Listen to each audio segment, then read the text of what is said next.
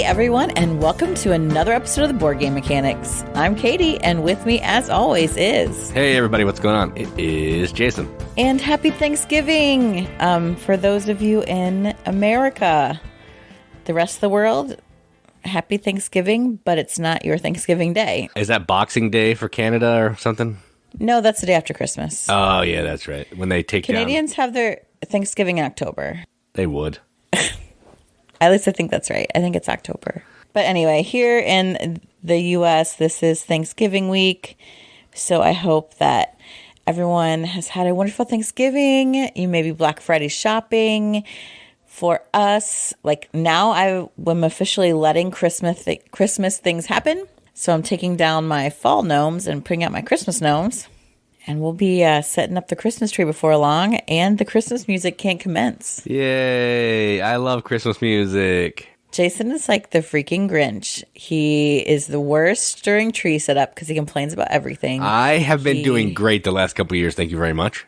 Yeah, over the pandemic, I was like, you cannot ruin Christmas for me. You can't. Like, I need Christmas. Just because, you know, we've been vaccinated doesn't mean that you can start ruining Christmas again. I can. I could have always done that, but I controlled myself.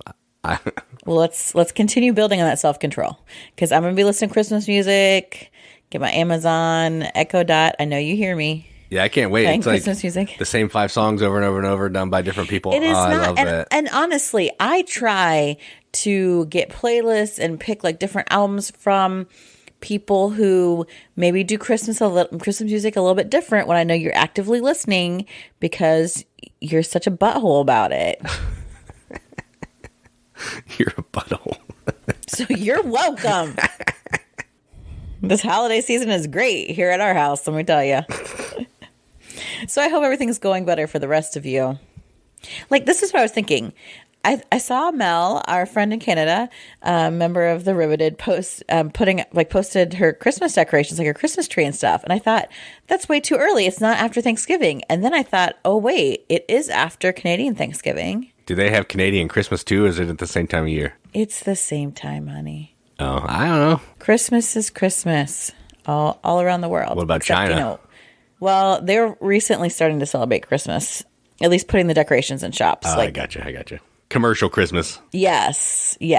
They're kind of getting into that as they try to participate with the West, but that's not inherent to them. Christmas is not. But places that celebrate Christmas, it's always on December 25th. In fact, China's going to celebrate it, those that do, 12 hours before us. So, but anyway, I thought, oh, how do other places that have Thanksgiving at different times know when it's okay to put up your Christmas decorations? I mean, there's like no hard and fast rule. You just do whenever you want to do it, really. There is a hard and fast rule. It happens after Thanksgiving. That's your hard and fast rule. That's not everybody's hard and fast rule. Everyone's hard and fast rule. No, those Christmas freaks are like, oh, we can have Christmas decorations all year long. No, you can't. It takes away from the specialness of the holiday season. You need to give Thanksgiving its proper time, and then we can move on to Christmas. I agree with you. I'm just saying, it's not the hard and fast rule. It's your hard and fast rule. If people want to do it differently, you can, but you're wrong. So I'm just going to throw that out there. But if you don't have the Thanksgiving Day as the guideline, like the last Thursday in November, like, what do you do? Anyway, if y'all want to share that are not in America, let me know. I want to know when do you know it's the time to start decorating for Christmas? I would probably start like December 1st, I think, if I didn't have I don't know, maybe not. I would start never. I know you wouldn't. If Jason were by himself, he would never have a tree. He would nothing. Never listen to Christmas music. You're not wrong. You're not wrong. You would be Ebenezer Scrooge. You would be Ebenezer Scrooge if I weren't here. I might help you. I might buy Tiny Tim a turkey, okay? I'm your freaking Christmas fairy, the spirit of the season. You're Marlo, and you're haunting me. Marley. It's Marley. Oh, yeah, Marley. That's right. Good job. Anyway, moving on. We spent enough time on this. Jason, too long, didn't listen. Jason's a Grinch. Don't start decorating until after Thanksgiving. What do places that don't have American Thanksgiving use to tell them when to set up for the Christmas? Let's talk about crowdfunding.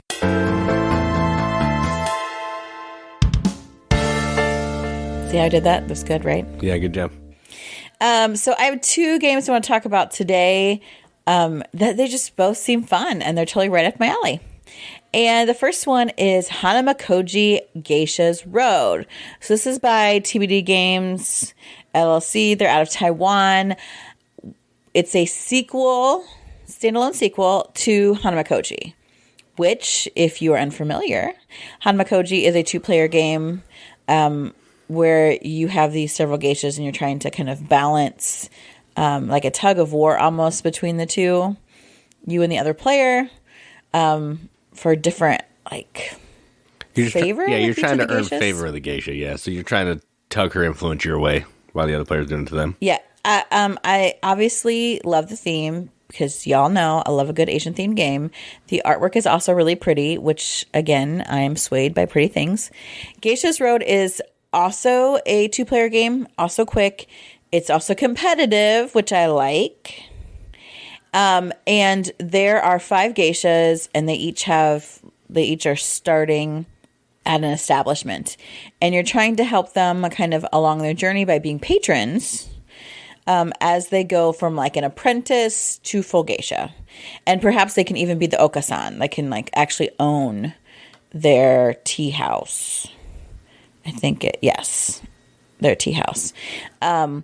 So you're moving around, they're gathering prestige points, you're helping them gather these prestige points, coming back to their tea house to go through a graduation ceremony as they move up, in their prestige, and then maybe move them towards inheriting the tea house again, so they are the new Okasan, and that has more prestige points. So you are trying to, you have like a favored geisha, maybe 2, I don't know how many.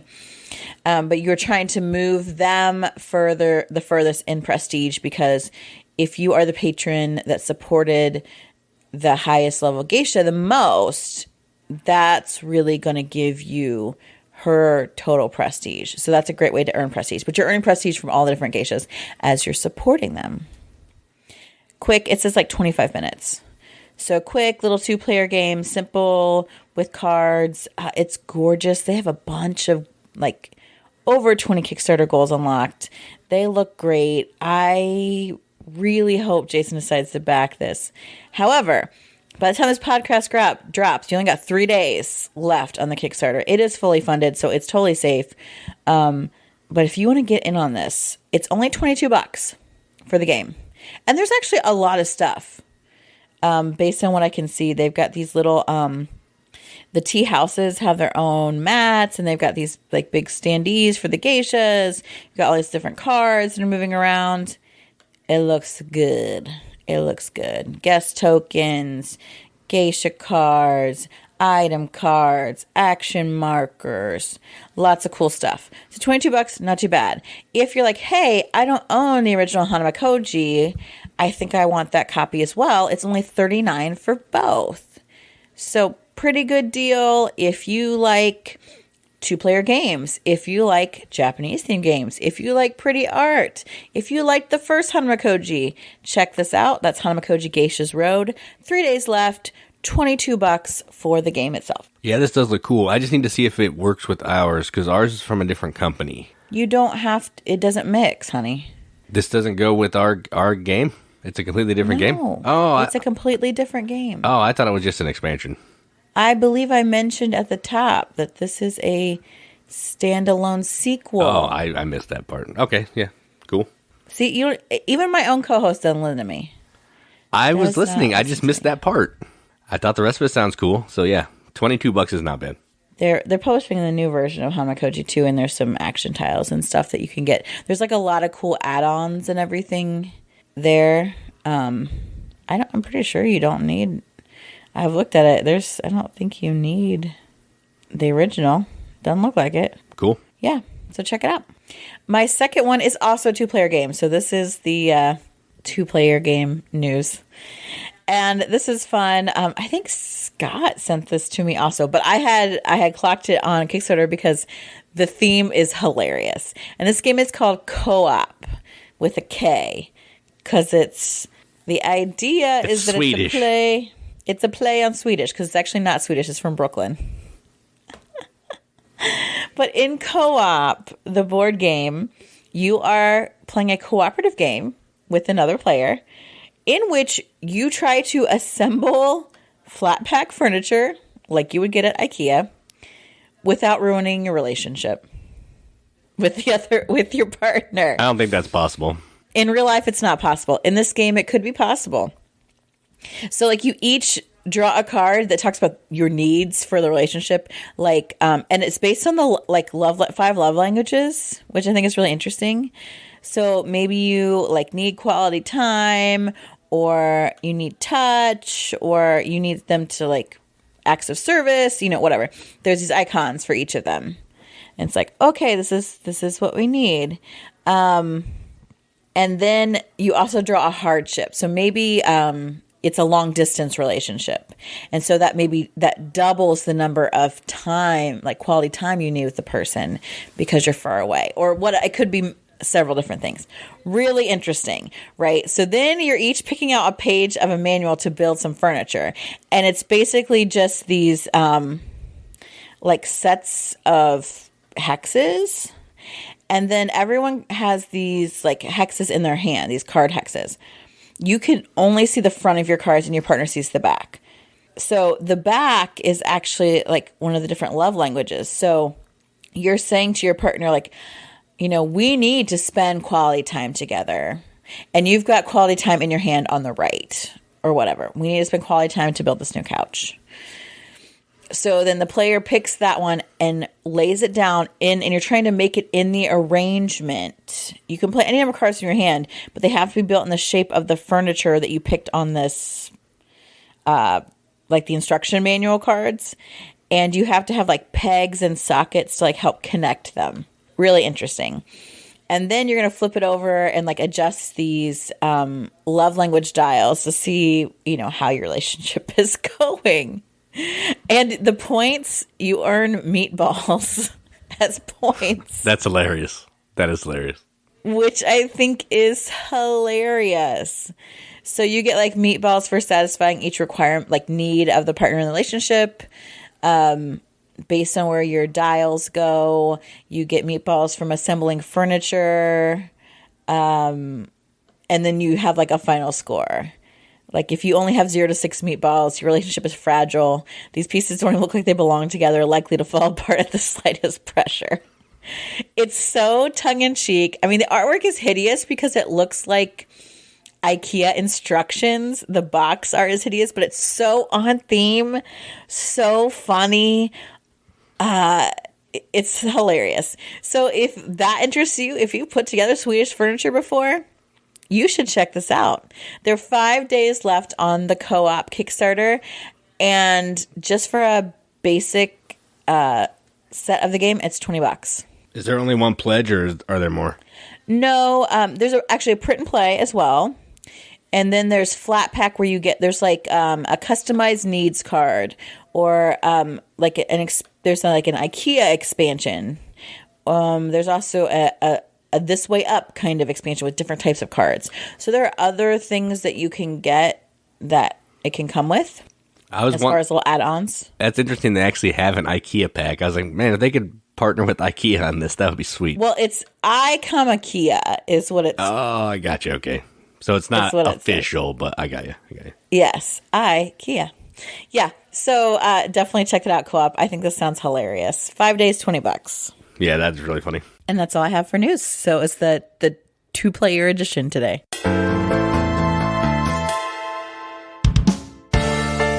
All right, so let's move on to a few games that we played. We're only going to talk about 2 because we have a lot of other stuff to talk about. So we'll just get going.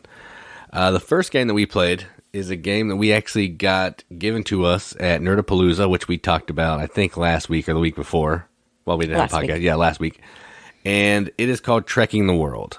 And this is effectively the re-implementation from the same company that did Trekking the National Park. So it plays similarly to that, but this one takes it to a cleaner level. So what you're doing in this is you are basically walking around, not walking. It looks like you're walking, but you're traveling around the world, and you're trying to collect different types of cubes, which represent one of 4 different things. There's postcards, there's figurines, there's clothing, and there's one other one, crafts. They're all one of 4 different colors. And there's a little set collection there where you're trying to collect more of the cubes than everybody else so you can score some points. But you're also wanting to get to these locations so you can cash in cards that you have in your hand that have certain images, certain icons on them to match the icons that are on the card. So you're trying to fulfill the contract of the location. So if I go to Mount Fuji and I have 2 yellow cards, it needs 2 yellow cards, I can discard those cards, take the Mount Fuji card, and it's points. You're trying to travel around to visit as many destinations as you can before someone gets to 5, because that'll trigger the end of the game. Or if someone travels around, and 5 of the 6 locations, the continents, they're not really continents, but like the regions of the board, are empty of cubes, that can end the game as well. So it's kind of a, you don't always want to just pick up the cubes because you're advancing the game, but you sometimes want to get cubes because you need the cube, but you're also trying to get to locations that you need to get to so you can score the big points with the cards. It's a really easy game. You're going to move, you're going to collect cards, you're going to spin cards. But I enjoyed it. So what did you think of Trekking the World? I really like this. It is cute. Like, the artwork isn't amazing, but it's nice. It has like that really easy family weight, ticket to ride feel. As far as like, oh, you're going to take 2 of these colored cards, you have to play them in order to move. And then you're cashing them in to kind of complete these tours of these different locations. I love travel, so I also love that you get to kind of get real information on the backs of the cards about the different locations that you're at, these like sites that you're traveling to. It was also over way too fast. I wish it could have gone on longer. That's the other thing. So I think there's a lot, again, multiple paths to victory in this one, which I think is cool. And I really look forward to playing it again. I liked it. Well, we advanced it fast because we were collecting cubes. So that's a player thing. Had we not gone to places and just snatched up all the cubes, we could have actually gone to more locations and completed more cards. So that's kind of on us. But not us. I wasn't trying to snatch up a bunch of cubes. I was working on my cards. That's true. I mean, us as a player, the players are the ones that end the game. So if you wanted to just go around and fulfill, visit locations, you'd have to ignore the cubes for the most part. But if you're collecting cubes, you're not going to get to as many locations. Because I think I only visited like 3, and I'm not sure how many everybody else visited, but, you have to get to 5 to end the game, so we weren't even close. I think I toured 3, maybe 4. Yeah. But they were like high point ones that took a long time to collect. Right. The right things that I needed, so... Yeah, so this game's good. You can check out our YouTube channel. I did do a video for it after we played it, and yeah, it's fine. It has really nice production. It looks nice on the table, and best thing about it was free. So I do like that. Always. The next game we're going to talk about, and the last one we'll talk about today that we played, is a game that our friend Chris brought over. We actually just played it last night at the time of recording this. And let's just stop beating around the bush and get into it. And it's called Tang Garden. This is from Thunder Griff, I think, and Lucky Duck. And what you're doing in this, first off, the game looks amazing on the table. It has awesome production, awesome bits, great art, just looks amazing. But ultimately what you're doing in this game is it's a tile placement game. And you are placing these different tiles out on the board to make this garden. You want to connect different, you want to connect the same type of terrain to the same type of terrain. So if there's water, you want to connect it to water because you get to move up some cubes. I love moving up cubes and treks. If you're making pathways connect, you get some coins, and coins are your points. And then what you're trying to do is you can also, instead of placing a tile, you can place a decoration. And a decoration would be maybe a pavilion, which is like a little pagoda, some fish, some birds, some kind of tree, a bridge. So you'll take some cards off the deck, it'll tell you what you can build, but then you have to also find a spot on the map, on the board, that you can build that item on. Each thing's going to score in a different way. Some you might have to have more than everybody else. Some are straight points. Some you might have to have a set of things. And you're just trying to get the map set up so you can, have places to put these decorations. And then after you do all that, eventually you're going to be placing this little meeple you have, or not meeple, but mini that you have. Yeah, it has minis on the board, and they want to look at things. So they may want to see certain types of icons that are on some of the landscape tiles. They may want to see different types of terrain in front of them. They may want to be next to... They may not want to be next to another mini. There's a whole bunch of different ways they can score, but it's always line of sight in a straight line from what they're looking at. It's a really simple game to play, but it has some thinkiness when you're putting your people down on the board, where you're trying to put decorations, where you want to put the tiles. So it's more than just a Carcassonne thing. It's got a little more meat to it, and it looks amazing. So I'll let Katie talk about this a little more because I have a feeling she's got some stuff to say. So what did you think about Tang Garden? Well, I think maybe Fred mentioned this before. This is a game made freaking for me. Now there's tiling, but thankfully they're all squares, so I can handle that. All square, right? Well, Boss Monster was square too, and you were still struggling. Yeah, that's true. The tile part was the part I wasn't so great at, actually. It is so pretty, and you have these little minis of these beautiful people, and you can put them in the pagodas. I placed a tile that had a little boat on it, and they could go in the boat. And these really pretty trees and the side scenery that you're putting. There's dragons on it, and oh, it was so beautiful. So I was afraid I would get distracted by how beautiful the game is and not play well, but I did a pretty good job.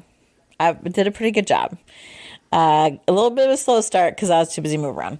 I did not advance in the tracks well, which was a problem. But I did place some good decorations, which I love, place some people, which is what I really wanted to do. It's fun. It's, again, not very difficult. You either place a tile or you place a decoration on your turn. And then there's some optional things, but really that's pretty much it.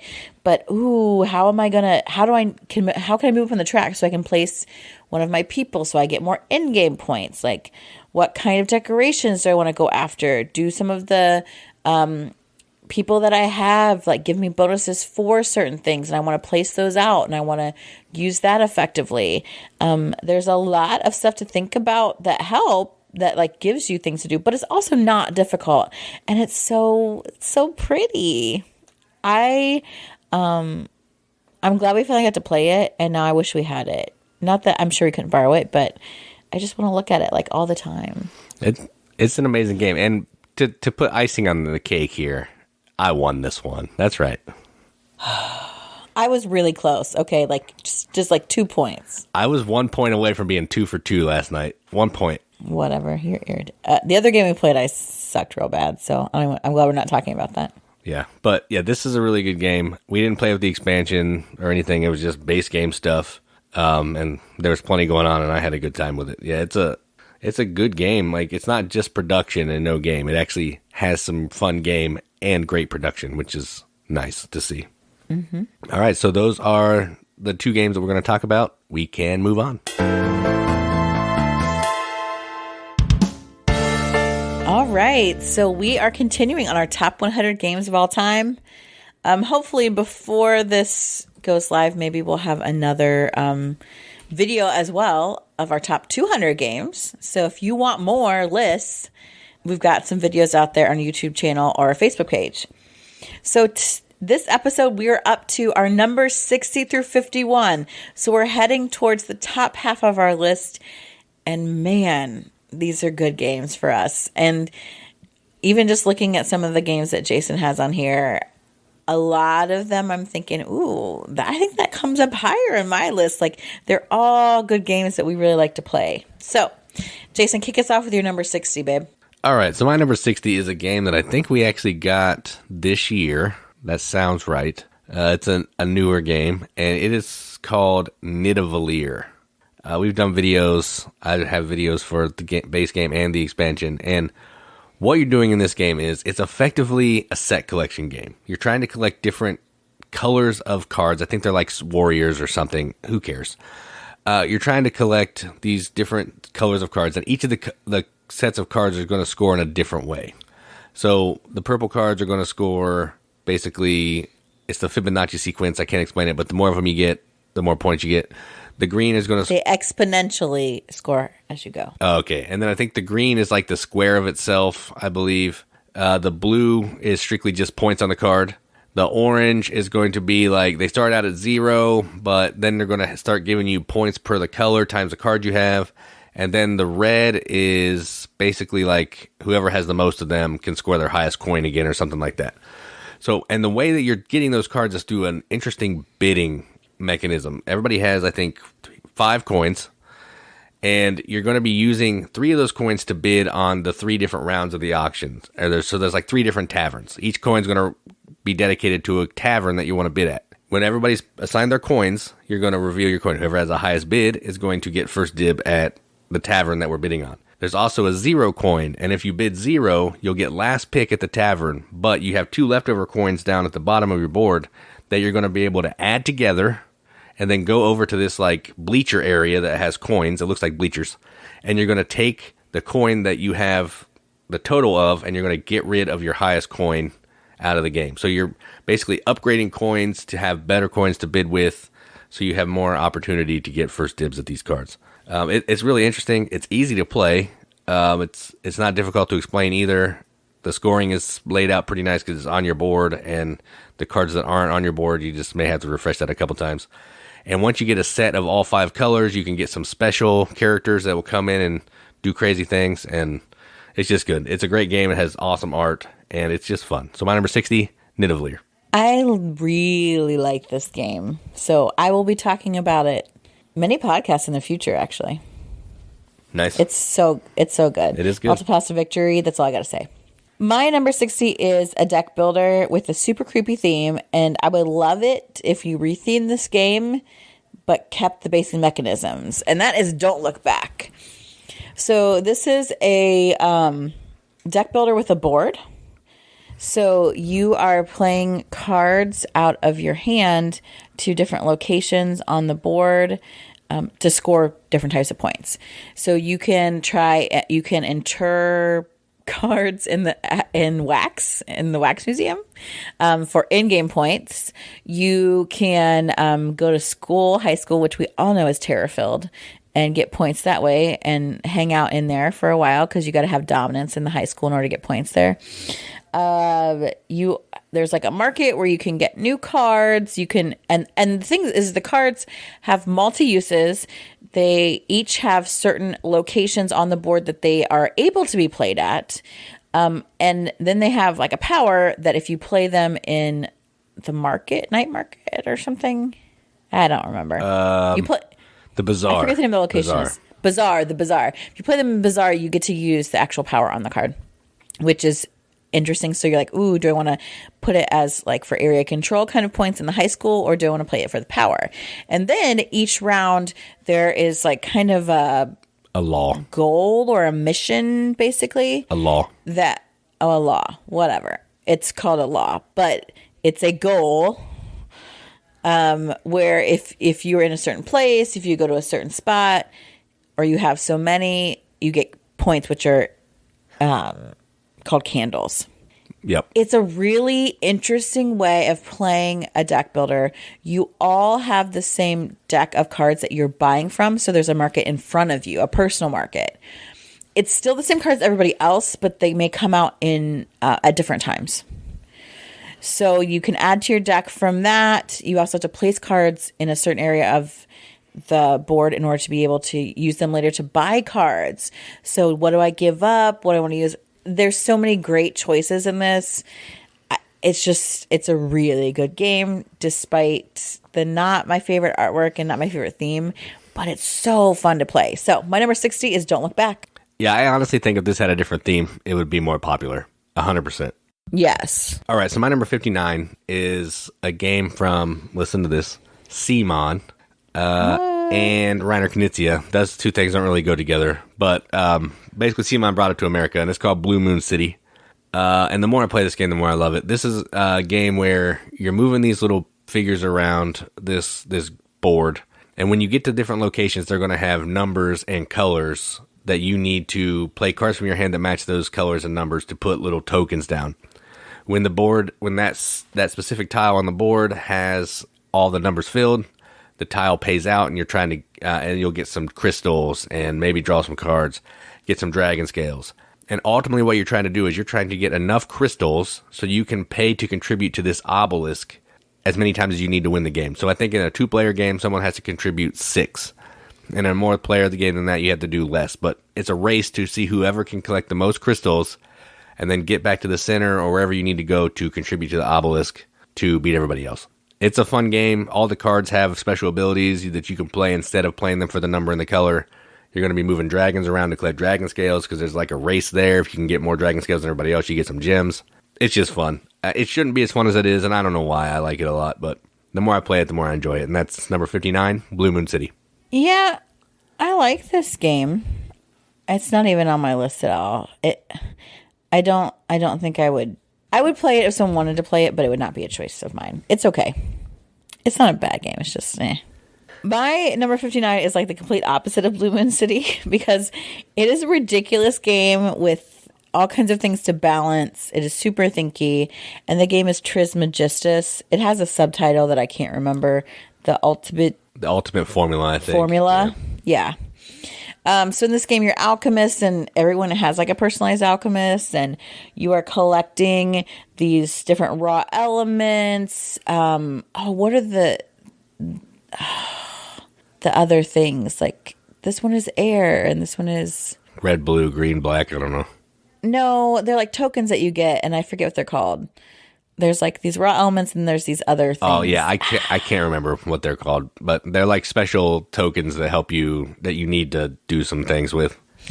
Right. So you're collecting these different things, and your personal board, which you have a pretty big player board, where you're deciding what you're moving where, how you're combining your elements to get to these different formulas in order to score points, to work towards a Philosopher's Stone, to work towards your own personal projects. There is a ton of stuff in this freaking game. It's difficult, but I kind of like that. Like, I think I love, and I think I know I've said this before in my top 100, like, it's hard. I wouldn't say this is, like, really fun as far as, like most people would consider fun. But to me, I think it's fun to challenge my brain, to push what I can do, to monitor all these different tracks, to try. There's dice drafting involved, like, just lots of different types of mechanics. I like that challenge, so that's why it's my number 59, Trismegistus. Yeah, it's good. It's dice drafting where each of the dice can be used in as the face or the color. Yeah, there's a whole bunch of stuff going on. We haven't played it for a bit, so that might be why we can't remember it a ton. But we did have a good time when we played it. I do remember that. Yes. And when I see it on the shelf, I look at it longingly that I want to play it again. We should. All right, so that was your 59. So yes. My 58 is a game from Stefan Feld. And it is a card game, effectively, and it's called Bruges. And what you're doing in this game is you are trying to build up your own little town, kind of. And the cards are multi-use. They have the back of the card is like a different color building. There's, I think, 5 different colors. And then the other side of the card is like a character that can live inside of a building once the building's built. All the characters have like either instant abilities, in-game abilities, abilities that you can activate by putting different colored workers on them. But every building can only hold one person. So you're trying to juggle, what color buildings do I want to build? What people do I want to put in those buildings to score points with what I've already got going? There's also some plagues that will show up because Stefan Feld likes to torture people. And you have to fight those off. You're trying to build some canals around Bruges to score points. Everything you do, you get points. You're also trying to walk up this track because you got to have a track with some stuff. It's just fun. It's a card game with some dice that have that change the powers of the colors of the cards, because you can play cards to get money, you can play cards to get workers, you can play cards as a building, as a person, or to defeat the plague. And the die is going to tell you how much money you're going to get if you play a card to get some coins. So it's multi-use cards, and it's just fun. It's hard to explain, but you can go watch a video if you want to see better than what I did. But if you can find a copy, do it. It's good. I think it was reprinted as something else recently from Queen, and I'm not sure which of the cities it is. But one of the new cities games is Bruges reprinted. But yeah, I like it. So my number 58 is Bruges. I don't remember this at all. I think I have played it with you. You have played it. Yep, you have. I mean, I guess it was all right. I don't have any negative feelings about it, nor do I have a lot of positive feelings about it. It just is. My number 58 is a Dazed Wonder game, so the production, like right off the bat, is top notch. And that game is Five Tribes. So I really love Five Tribes because there's lots of different things to do in this game. And you know how I feel about multiple paths to victory, as well as there's really nice, tangible, touchy, chunky pieces, which I also love because I love to play games that let you play with components, I guess. So in Five Tribes, you're doing this Mancala mechanic where there's all these little meeples spread out over the tiles over the board. And you are picking up all of the meeples on one spot and then distributing them around to these other tiles until the last one goes on the last tile, and then whatever color that is, you pick all the meeples up with that color. Different colors of meeples are associated with different types of actions. So it could be you're able to buy genies with that. It could be you're able to get some cards from the market in the set collection part of the game. It could be that you're attacking another player and getting rid of their good cards as well, or you're collecting some viziers that are going to be like just straight up points for you at the end. So there's lots of different ways to use the colors. And then also you might be able to place like an oasis or like I forget what type of some kind of building. There's camels, there's so many great things, and the player colors I love in this game. And while I normally am a proponent of you think ahead and you plan your turn out, you really can't in this game because the board's ever changing, which I kind of like that variety. You're thinking on your feet a little bit, but there's lots of things that you can do. How do you want to go? Do you want to collect viziers? Do you want to get some powerful genies? Do you want to go set collection route? Like, what do you want to do to make your way in this game? And I love that. I think the theme is cool. The art is awesome. Production's awesome. So, my number 58, 5 Tribes. Yeah, this is a good one. I think I actually talked about it on one of the videos. That sounds familiar. I believe you did, yes. All right, so my number 57 is another CMON game. Call me a CMON fanboy if you have to, I guess. And this game has tons of minis. Tons of them. And it's called Dogs of War. I just recently played this. I don't know, I think for my birthday, I played a game of this. Man, it's still so good. All this game is it's effectively, in more than 3 players, it's effectively a tug of war over 3 different sections of the board. You're basically throwing support behind these different houses on the board to help them win the 3 battles. The reason you want to do that is if you support the winning side of a battle, it's going to advance their score. So they start out at like negative points, but as they win battles, their crest is going to move forward and they're going to be worth more points. And the reason you care about that is because you're trying to collect different shields for the houses, and every shield you have is worth the points of where they are on the track. So if you're putting a lot of support behind yellow, and yellow's worth negative points, that's not good. So you want to make sure you support yellow and they get worth some points. The interesting thing here is you can only support one side of each battle unless you play some cards. So you can play on both sides of the war. You can just betray your friends and completely swing this battle. I love it. It's so mean. This game is brutally mean, and I don't know why I like it so much, but I enjoy it a ton, and I'm not going to stop liking it.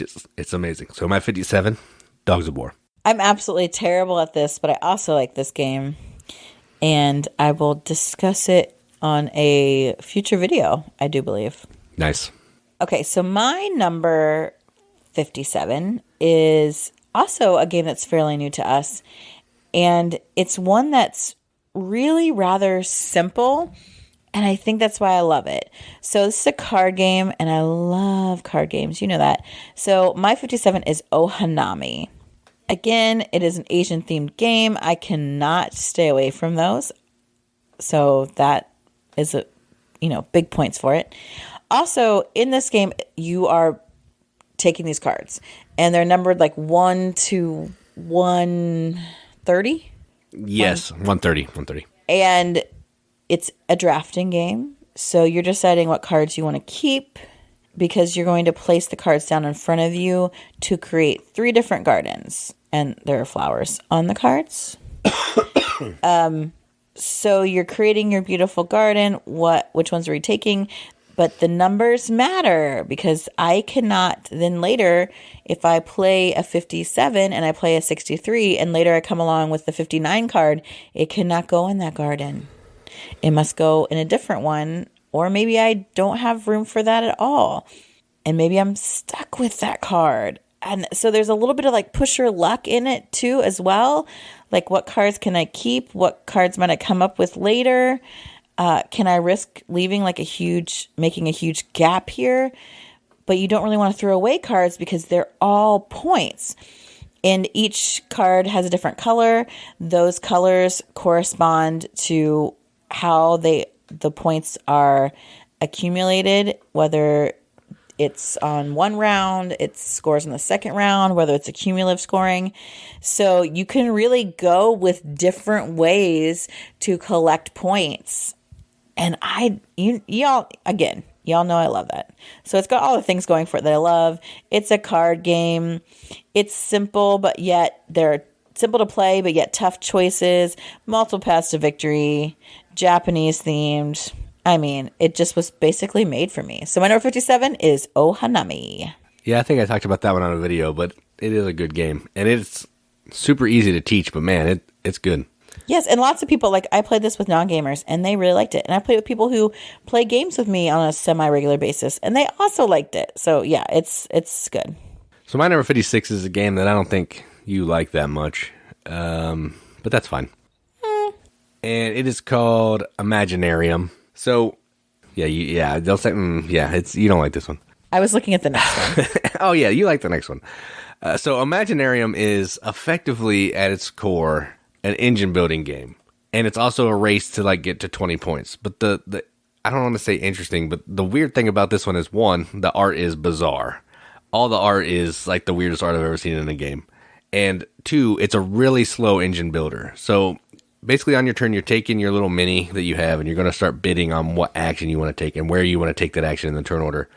And you're going to fire them off from left to right. So the better actions are farther back, but you're going to go last. So then once you get resources that you're trying to collect, then you're going to be trying to build these cards down in front of you into your workshop.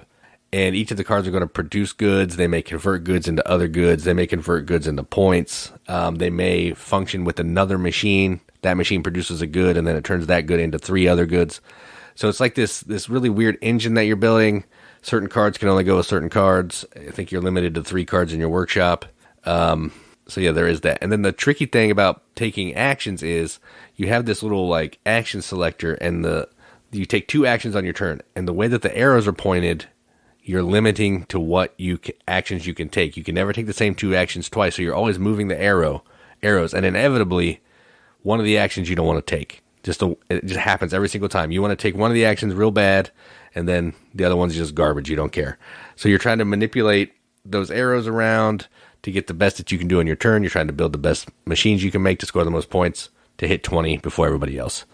I think the production's cool. I like the bits. I like the box that holds the bits in the game. The art's weird, but again, I don't care about that. And the game might be a little slow and a little long, but outside of that, I still enjoy it. So my number 56, Imaginarium. Yeah, I don't really like this game. I was looking at my number 56, so I was like, wait a minute, I like that game. Oh yeah, your 56 is good. It is. And so my number 56 is Fresco. Fresco, is this a Queen game? Yes. The artwork is not good, really. I don't think it's terrible, but... It's not terrible, but it's not great. But it is a game about art. And you are working on painting a chapel ceiling, as it were. I mean, I'm not going to say, it doesn't say it's the Sistine Chapel, but I feel like that's... It feels an awful lot like it, yeah. Yeah, that's really what you're working towards there. So several interesting things about this game. You choose what time you get up, which is reminiscent of viticulture, or maybe viticulture is reminiscent of that. I don't know which one came first. I think this was first, I believe. That's what I think so, too. Jamie Stegmaier stealing ideas. But it's a good one because going earlier does hinder you. You're tired. Stuff is more expensive. But you get first choice, which is, again, can be a good thing because you're collecting paints in order to paint different areas of the ceiling. There's also some other things that you can paint as well. We have an expansion where you can paint portraits of people for points, but you don't always have sometimes it requires specialty colors. So you're going to have to mix paints. So that's another action you can take. So you do a little bit of programming for here's what I'm going to do during the day after I've chosen when to wake up. And then certain actions only occur in a certain order. So then you're going to play through your program as you're moving around. So maybe you're like, oh, I'm going to paint this, but someone paints before you and they paint the parts you're going to paint. You're like, oh, crap. Do I have the right paints to paint something else? Because I still want to get points. The theme is cool. There's these like nice different sized chunks of cubes that represent your paint colors. And who doesn't want to be like a Renaissance artist? Like, I just think that that's cool. So my number 56 is Fresco. Yeah, I may talk about this in a few minutes. So yeah. My number 55 is a Stonemaier game, and it is called Wingspan. And this is basically a tableau building game. You're trying to collect different birds to put them down in one of the 3 different sections of your board. I think there's 3: green, yellow, blue. Yeah, land, air, water. And what you're trying to do is you are trying to basically get cards on your board to produce eggs, which are points. You may want cards to eat other cards, which every card under a card on your board is worth a point. You may want cards that are going to give you end-of-game bonuses for having certain types of cards on your board.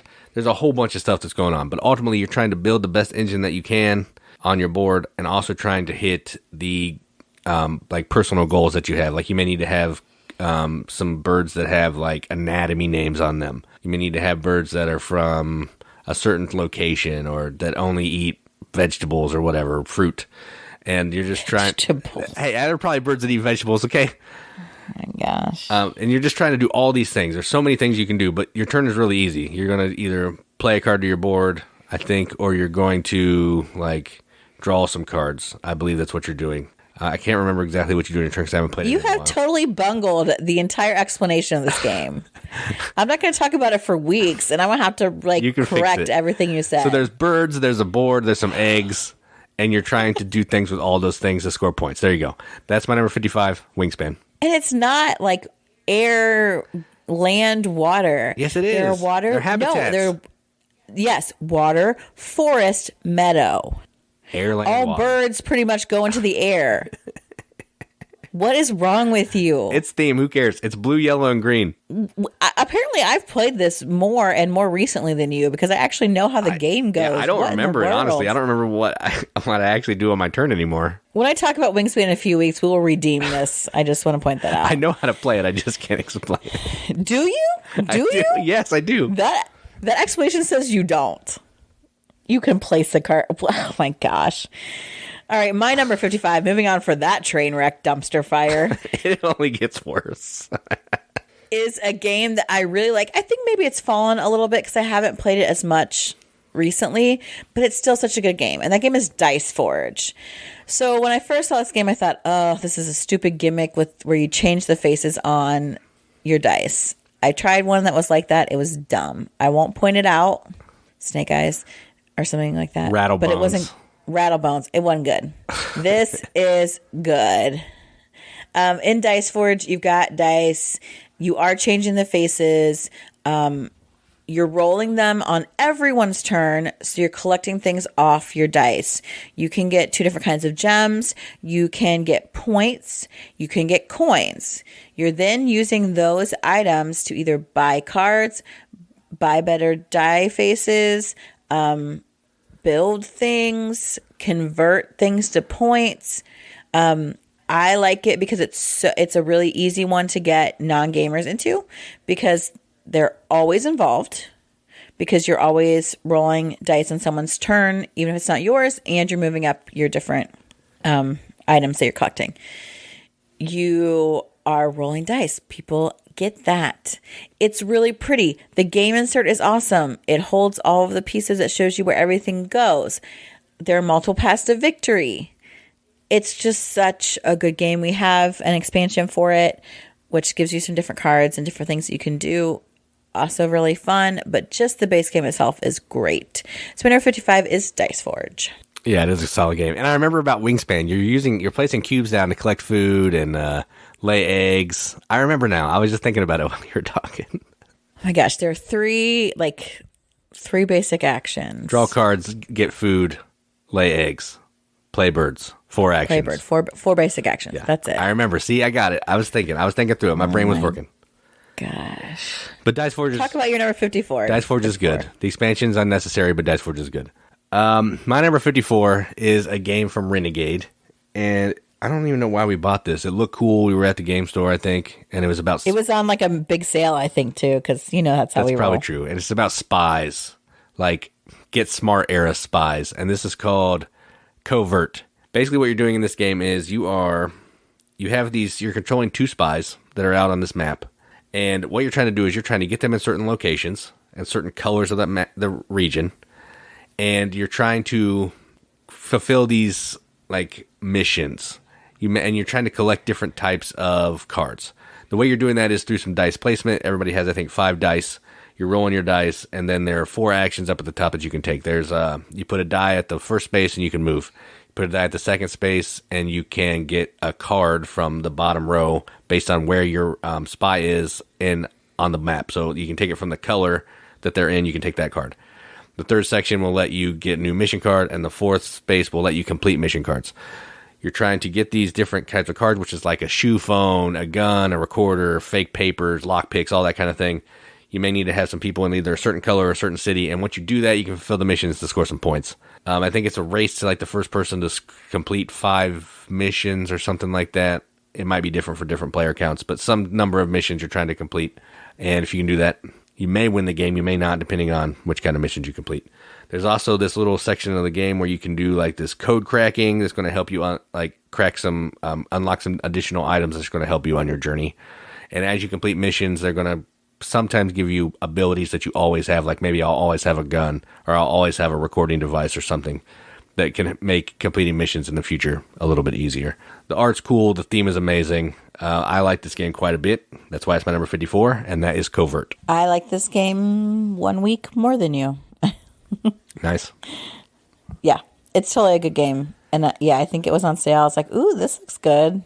So, and it's solid. Absolutely.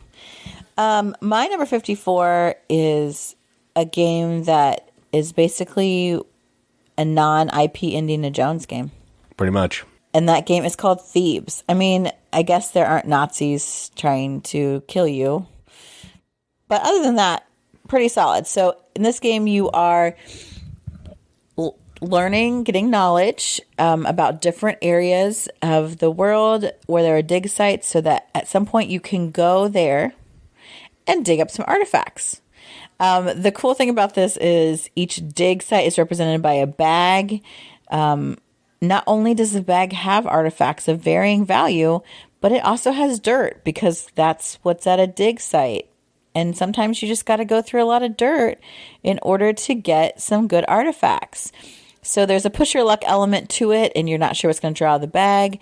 You can mitigate that by maybe having more knowledge of the particular area. Like there's Palestine, Crete, Greece, Egypt, and I thought there was one more. Yeah, I'm never going to remember that. I have no idea. Russia? Nah. I don't remember. I'm saddened that I can't remember it. Maybe that's all. I don't know. Oh, in Turkey, the Ottomans, maybe? There's 5 bags, different colors. Byzantine. Anyway.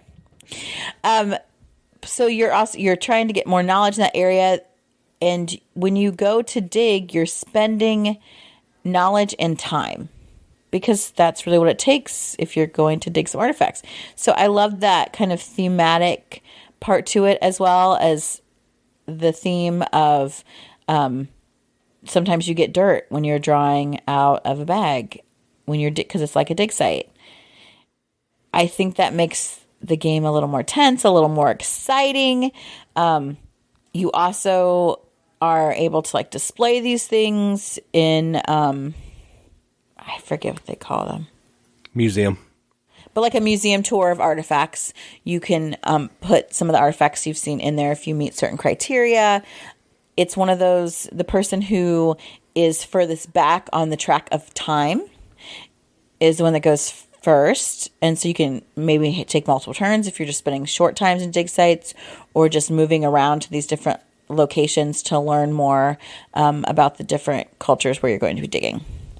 Good game, fun game, easy for newbies to play, but enough interesting little moving parts that it is great for more advanced gamers. So, my number 54 is Thebes. Yeah, that's a solid game. My number 53, Fresco, Paint, Cube, Sistine Chapel, done. Yeah, everything Katie said. It's a good game. I like the mixing of the paints. I like the way that you're programming all your movements after you decide to wake up, and then based on whoever wakes up first, we'll all take those actions in order based on turn order. The programming is tough. Sometimes people are going to take what you want to take just because that's just how it works. But man, the game is good. It's fun.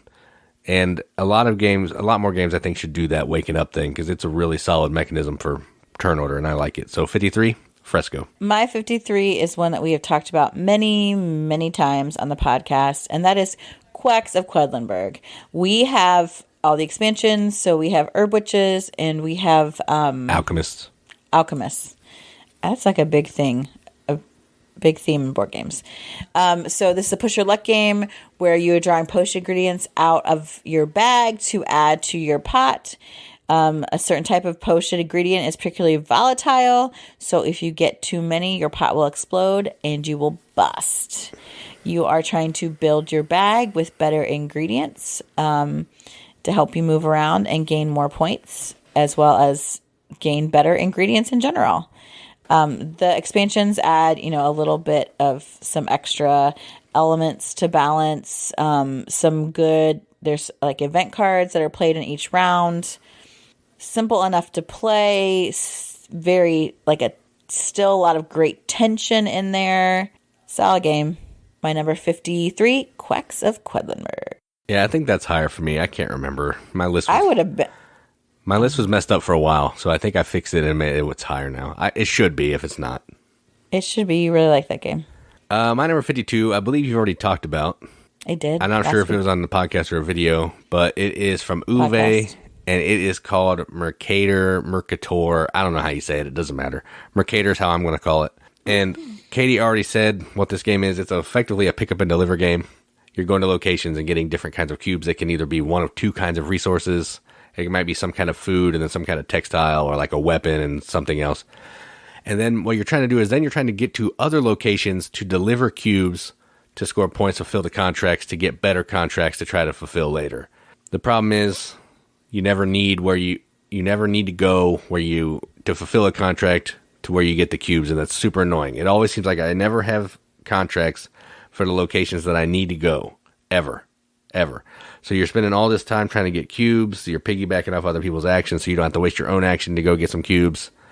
It's a brain burner. It's super easy to play. Like, it's not a hard game to learn and play, but man, to figure it out and how to play it the best to get the most points and do the best at delivering and picking up, that's the challenge. So my number 52, Merkator. Yep. My number 52 is a game that we had like a prototype version, and then we got like a Kickstarter fulfilled version, and it's so fun. And that is Paris. So Paris, there's some area control in different parts of Paris. You're using these keys, and you have a limited number to place on different spots of the board. They require you to then pay different costs, but they're going to give you sometimes. I know it's not very good advertisement, but they're going to give you resources that you can then use in other places, maybe to build landmarks. Yeah, landmarks. Yeah, landmarks. Yeah. Later to put, and those are basically just big point getters, which I can't ever seem to get any of those. But you also get points for like your area majorities in these different places. The production value of this game is ridiculous. I think it's really beautiful. Although I had one friend who complained about it, like, "Oh, these aren't the same. Like, why would you waste all money in this?" I'm like, "What the heck, man?" You also have a little guy that you're moving around the outside of the board, who it's one of those kind of same mechanics like that you have maybe in Heaven and Ale and a few other games where you can move as far ahead as you want to claim something, but you can't go back. And so you're trying to get these bonuses. You really can't do, like, your turn. You can only do one thing. And it's so stinking frustrating. but I think that makes the game really tight and really good. So my number 52 is Paris, and that was a terrible explanation of it. Yeah, and this game starts off with like barely any place to go because you're building the board as you go. Then all of a sudden, all the places are out there, and your brain just like freezes up because like, man, there's like 30 places I can go to, and I have no idea what's going on. But then towards the end again, you can't go anywhere again because it's all filled up. Yeah, it's like a nice bell curve of stuff you can do. All right, so my number 51 is a game that I haven't played with people. I've only ever played by myself, mostly because I know how to teach myself better, and I feel like I'm never going to be able to teach this game, but eventually I'll play it with Katie. And it's called Clinic, and I have the deluxe edition. That doesn't matter, but Clinic. So let me try to explain this. It's been a while.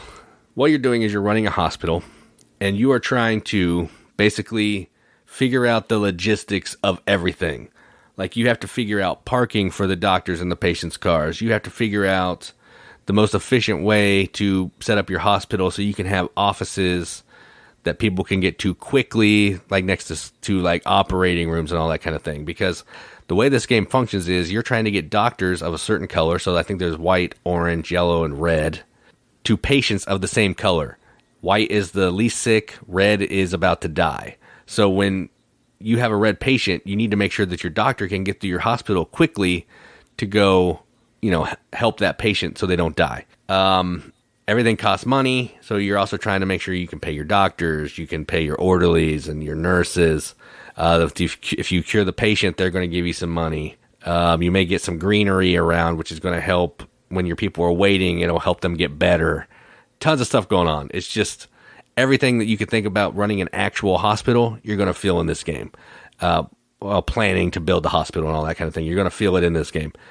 It looks great. The deluxe edition has really nice art, really nice meeples and shaped bits, and it's going to burn your brain a little bit. So I like this game. I'd like to play it a little bit more, but man, it's Bernie. So my number 51, Clinic. I also would like to play this game. Like, every time it's on a list, I'm like, dang, this game sounds so good. I wish I could play it. I mean, I could just teach myself, I suppose. But I have so many hobbies and I play games for the joy of being with other people, so it's difficult for me to play a game by myself. Yeah, that's not why I play games, so I don't have that problem. I know it. My number 51, so the last game I'm going to talk about today, is similar in experience, I think, to like my number 54, which was Thebes. And that game is Fool's Gold. So in Fool's Gold, you're also going and digging for things, but you're digging for gold in these different mines. So there are like, I don't know, maybe 5 or 6 different locations of different mines in the hills, in the mountains, in the forest, at the lake. And you have your little miners that go out to participate in the gold rush. You also have to be able, to pay for their supplies and things when they go to these different locations. They're going to go. You're trying to get there. You want to get there kind of early, maybe. It's cheaper if you go early.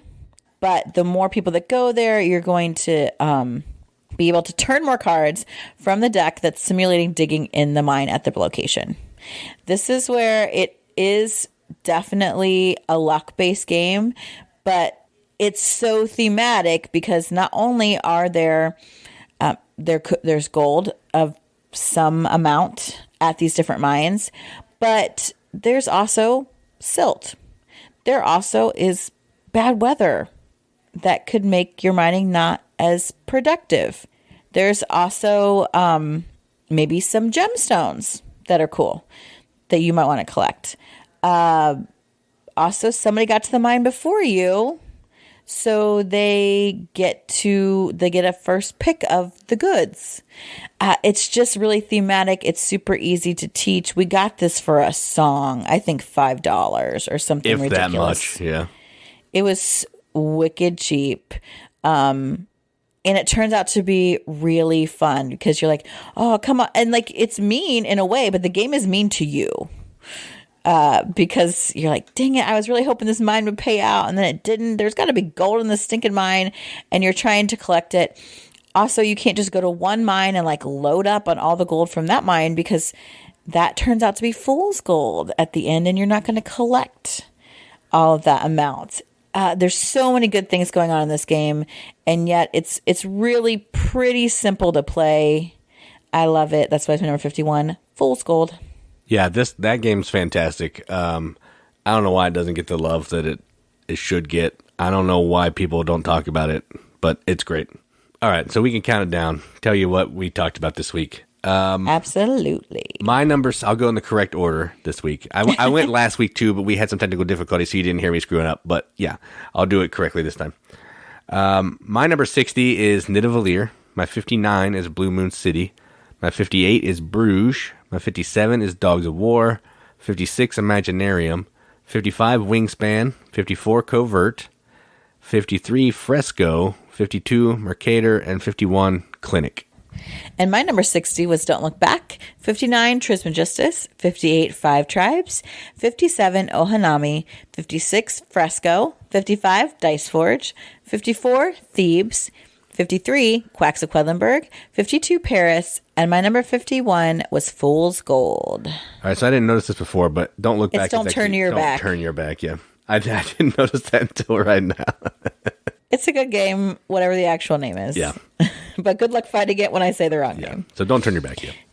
So that has been our next installment of the 50s of our top 100. So next week we're going to hit our top 50 games that we've ever played.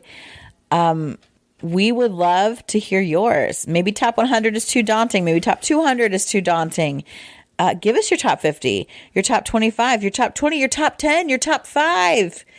We just love to hear from you guys on our Facebook page, on our Facebook group, #TheRiveted, on our Instagram, our Twitter, and yes, even our YouTube. We have, I believe, a game giveaway going on right now. That is correct. Yep, we're giving away a copy of Rescuing Robin Hood. Yes, which I think the artwork looks so cute on this game. Like, you know how I feel about that. And I love a good literary figure. So check that out, as well as I believe there will be more interesting, good games, giveaways coming in the future. That is true. So keep sticking around for that. Keep watching for our other videos, counting down our top 200. I believe we're in the 160s to 150s. Yeah, something like there. that. I think we ended at 165 last time. I'm not sure. Right. So check on those. Either have the Facebook notifications ready, or like, subscribe, click on the bell on our YouTube so that you'll get the notification for when those videos go up. For that, because Jason posts them pretty quickly afterwards. So yeah, let us know if you got some free time around the holidays. Spend it watching some videos and playing some games, and be sure to tell us about it. Yep, and as always, check out our friends over at the Board Game Rundown. The giveaway is probably going to partner with them.